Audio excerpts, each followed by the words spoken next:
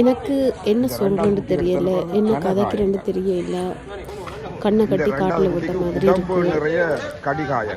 இது வந்து மல்லாவியில் இந்த குட்டியை நேரத்தோடு வீசியிருக்காங்க.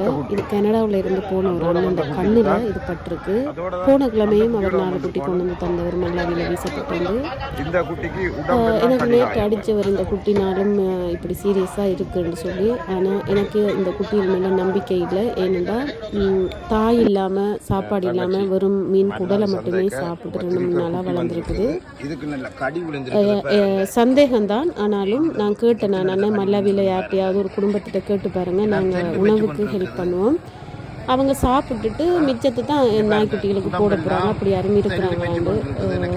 நாயின்றாலே பாருங்கள் இவ்வளோ கிள்ளு உண்ணி பூச்சி வந்து நாயின்றாலே ஏதோ வேறு மாதிரி பார்க்குறாங்கன்னு சொல்லி அவர் சொன்னவர். சரி ஓகே கொண்டு வந்துட்டாங்கன்னு சொல்லிட்டேன். எனக்கு என்ன சொல்கிறேன்னு தெரிய இல்லை. நான் வந்து ஒரு மனிதர்கள் மத்தியில் தான் நான் வாழ்ந்து கொண்டிருக்கிறேன்னா, இல்லாட்டி மனிதர்களோட கால் கை தலை மாதிரி உருவங்களில் வேறு இனத்தோடு நாங்கள் வாழ்ந்து கொண்டிருக்கிறோமான்றது எனக்கு தெரிய இல்லை. நான் இப்படி சொல்கிறேன்ட்டு தயவு செய்து யாருமே கோவிக்காதீங்க. நீங்களே கண் கூட பாருங்கள்.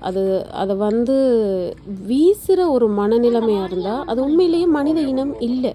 ஒரு மனித இனமாக இருந்தால் கருணை இருக்கும், அன்பு இருக்கும், பாசம் இருக்கும். கடைசி ஒரு 2 மாதம் இல்லை 45 நாளாவது வளர்த்துட்டு கொண்டு போய் வீசுகிற ஒரு இது இருக்கும். அப்படி கூட இல்லை. பச்சை பால்குடி குட்டிகளை கொண்டே வீசி இருக்கிறீங்க.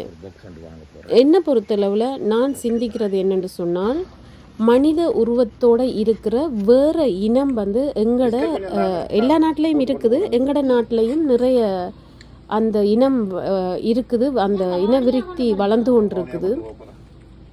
இதை வந்து அரசாங்கம் தான் ரத்தம் எடுத்து செக் பண்ணணும். என்னென்னா இது மனித இனமா இல்லை மனித உருவத்தில் வேறு இனங்கள் எங்களோட மக்களாக வாழ்கிறாங்களான்னு சொல்லி இது நிச்சயமாக செக் பண்ணி பாருங்கள். பிளட் எடுத்து செக் பண்ணுங்கள். அப்போ தான் தெரியும் ஏலியன்ஸ் வந்து எங்களோட மக்கள் மாதிரி வாழ்கிறாங்களா இல்லாட்டி மக்கள் உண்மையிலேயே இப்படி செய்கிறாங்களாண்டு. எனக்குன்னா துளி கூட நம்பிக்கையில் இப்படி மக்கள் செய்வாங்களாண்டு.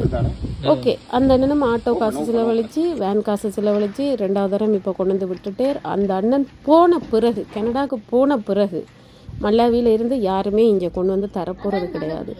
தயவு செய்து